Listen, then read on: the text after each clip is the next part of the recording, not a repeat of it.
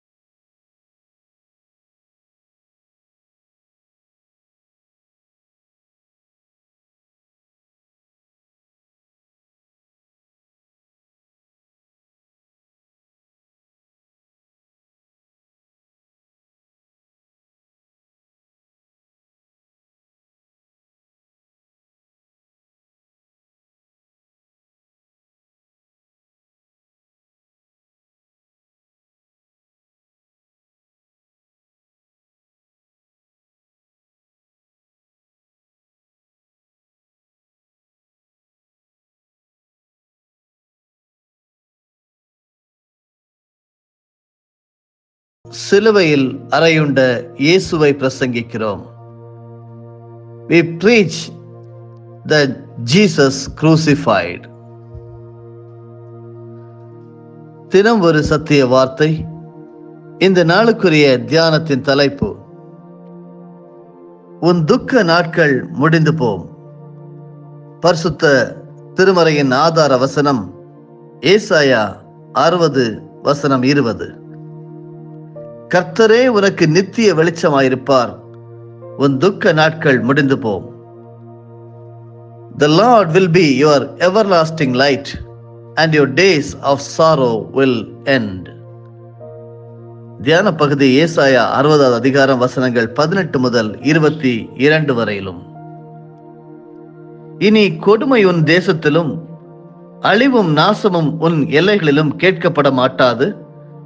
உன் மதில்களை இரட்சிப்பென்றும் உன் வாசல்களை துதி என்றும் சொல்லுவாய்.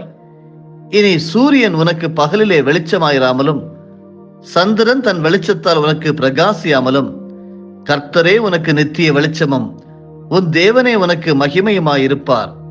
உன் சூரியன் இனி அஸ்தமிப்பதும் இல்லை, உன் சந்திரன் மறைவதும் இல்லை.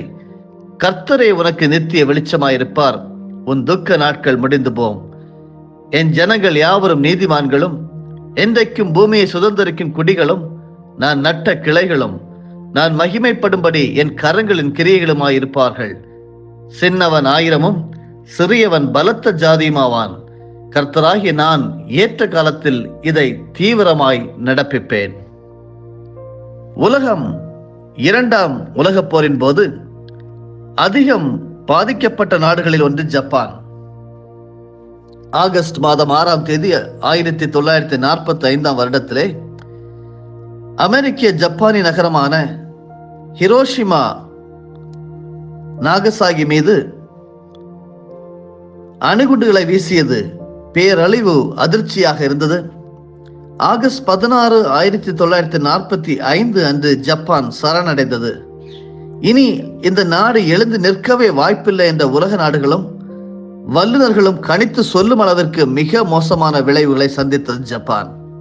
ஆனால் குறுகிய கால இடைவெளிக்குள்ளேயே சூரியன் உதயமாகும் நாடு என்று தன்னுடைய நாட்டின் பெருமைக்கு ஏற்ப உலகம் ஆச்சரியப்படும் வண்ணம் பிரம்மாண்ட வளர்ச்சியை நோக்கி தன் பயணத்தை தொடங்கியது ஜப்பான். இன்று உலக பொருளாதாரத்தில் 3வது இடத்தை ஜப்பான் தக்க வைத்துள்ளது. அருமையானவர்களே, நாம் இன்று வாசிக்க கேட்ட ஏசாயா 60வது அதிகாரம் 20வது வசனத்திலே, உன் சூரியன் இனி அஸ்தமிப்பதும் இல்லை, உன் சந்திரன் மறைவதும் இல்லை, கர்த்தரே உனக்கு நித்திய வெளிச்சமாயிருப்பார், உன் துக்க நாட்கள் முடிந்து போம் என்று ஏசாயா தீர்க்க தரிசனம் உரைக்கிறார். இந்த வார்த்தைகள் வெறுமையானவை அல்ல, மாறாக அந்நிய தேசத்தில் அடிமைத்தன சங்கிலியில் கட்டுண்டு பெரும் துன்பம் அனுபவித்த மக்களுக்கு தேவனால் அருளப்பட்ட நம்பிக்கையின் வாக்குத்தத்தங்கள். பாபிலோனிய அடிமைத்தனத்தால் துவண்டு போயிருந்த ஜனங்கள் விடுதலையின் வாழ்விற்காக அழுகையோடும் கண்ணீரோடும் ஏங்கி தவித்துக் கொண்டிருந்த சூழலில் அவர்களுக்கு ஆறுதலை கொடுத்து ஆற்றல் படுத்திய உயிருள்ள வார்த்தைகள். இந்த தீர்க்க தரிசனத்தின் நிறைவாக இஸ்ரவேல் அடிமைத்தன வாழ்விலிருந்து மீட்டெடுக்கப்பட்டது. கேட்டுக்கொண்டிருக்கிறவர்களே, உங்களுக்கு ஒரு இறைவாக்கு, ஒரு தீர்க்க தரிசனம் கொடுக்கப்பட்டிருக்கிறது என்றால் அதை நம்புங்கள். நிச்சயமாகவே அது ஒரு நாள் வாய்க்கும். இயேசு கிறிஸ்து மாம்சமாய் இவ்வுலகில் தோன்றிய போதிலும் வார்த்தைகளில் உண்மையுடையவராகவும் வாக்கு தத்தங்களை நிறைவேற்றுவராகவும் வாழ்ந்தார். அடிமைத்தன சங்கிலியால் கட்டுண்டவர்கள் சமூகத்தால் புறக்கணிக்கப்பட்டவர்களோடு தன்னை இணைத்துக் கொண்டார். நிச்சயமல்லாத இவ்வுலக வாழ்வில் நித்தியம் தங்கும் வார்த்தைகள் அவரால் தரப்பட்டுள்ளது. திருமறை காட்டும் வழியில் நடந்து தேவனின் கட்டளைக்கு நாம் செவி கொடுக்கும் போது நம்மால் பிறர் வாழ்வில் ஒளியேற்ற முடியும். அருமையானவர்களே, நமக்குள்ளும் சமாதானம் பிறக்கும். அது நம் வழியாக சமுதாயத்தில் பிரதிபலிக்கும். அதுதான் நம்மை நித்திய நிலையான வாழ்விற்கு நம்மை கூட்டி செல்லும்.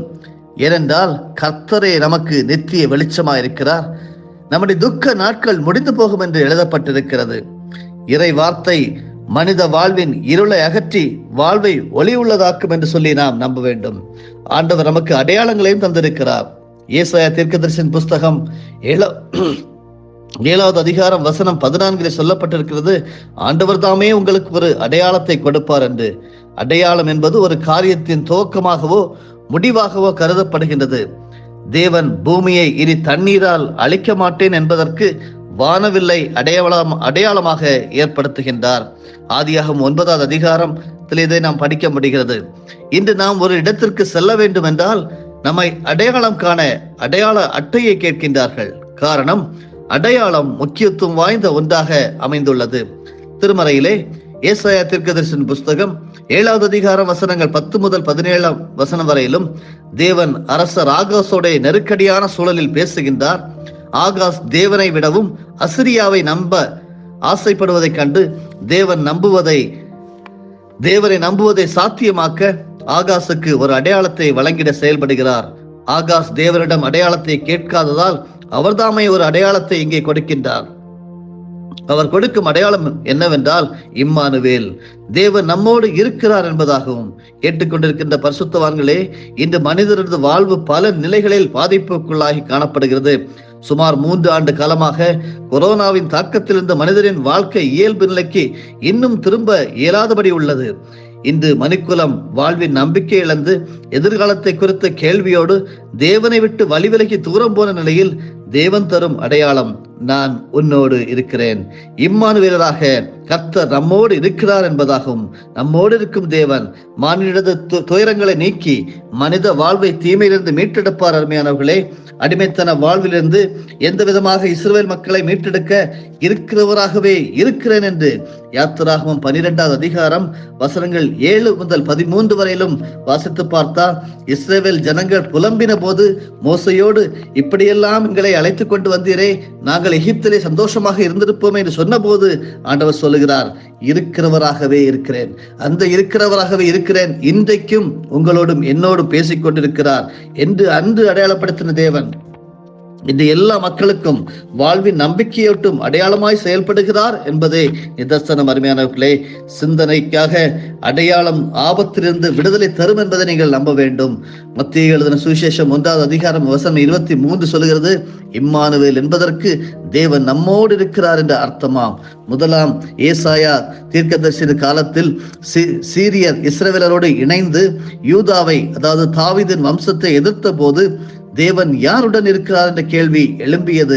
யூதா தேசத்தின் ராஜாவாகிய ஆகாசின் இருதயமும் யூத தேசத்தின் மக்களின் இருதயமும் காற்றினால் மரம் அசைவது போல அசைந்தது. சாதாரணமாக மக்கள் துன்புறும் நேரத்தில் தேவன் அடையாளங்களின் வாயிலாக தம்மை வெளிப்படுத்தி விடுவித்தார். ஆகாஸ் ராஜா தேவனை சோதித்து அடையாளம் கேட்க மாட்டேன் என்றிருந்த நிலையில் ஆண்டவர் தாமே இம்மானுவேல், தேவன் நம்மோடு இருக்கிறார் என்ற அடையாளத்தினை கொடுத்து துன்பம், துயர், இக்கட்டு நேரங்களில் தம் மக்களோடு இருக்கிறார் என்ற நம்பிக்கையினை அன்று ஏற்படுத்தினார்.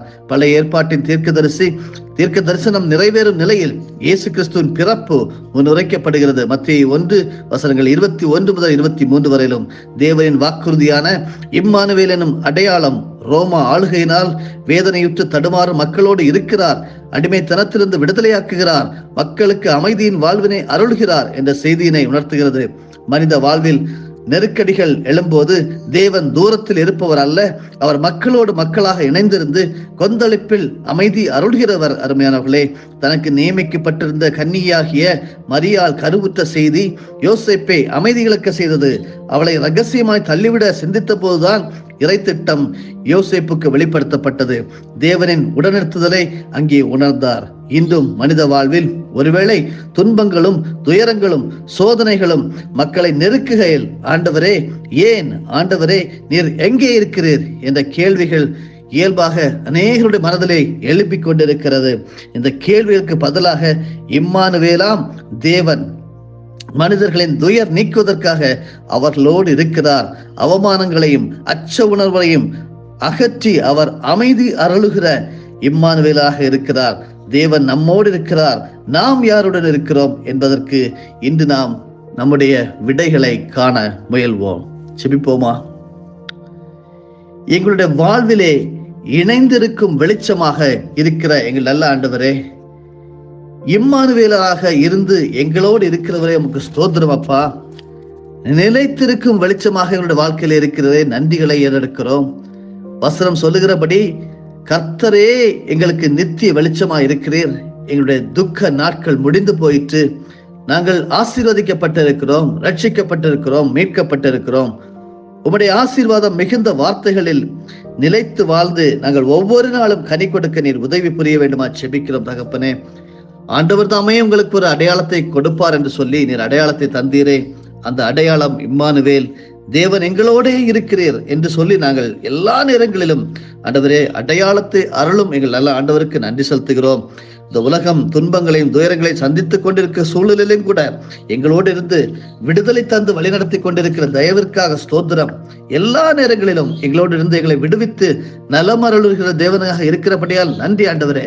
யாராவது இப்படிப்பட்ட சூழல்ல இருப்பார்களானால் இவர்களை விடுவித்து காத்துக் கொள்வதற்கான நன்றி இயேசு கிறிஸ்துவின் மூலமே செபிக்கிறோம் நல்ல பிதாவே, ஆமென். என் ஆத்துமாவே கர்த்தரை ஸ்தோத்தரி, என் முழு உள்ளமே அவருடைய பரிசுத்த நாமத்தை ஸ்தோத்தரி. என் ஆத்துமாவே கர்த்தரை ஸ்தோத்தரி, கர்த்தர் செய்த சகல உபகாரங்களையும் மறவாதே. ஆமென்.